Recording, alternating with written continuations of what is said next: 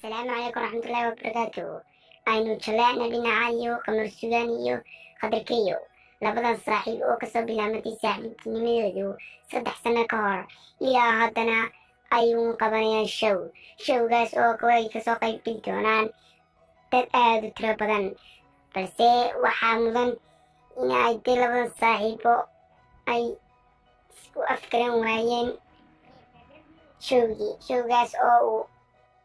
uu qamar sugaani dhigayay. showga ilaa hadda waxaa la yidhi 11 bisha ayaa October la qaban doonaa, balse waxaa ilaa hadda isla og yahay showga 11 October, balse waxaa mudan showgaas uu qamar sugaani qabanayo uu ka qabanayo Soomaaliya, balse waxaa ilaa hadda uu CK qaban doonaa show kale uu dhinaca uu CK ka dhigay $10. qamar sugaani oo showgiisa waa $20 ayaa ilaa hadda xataa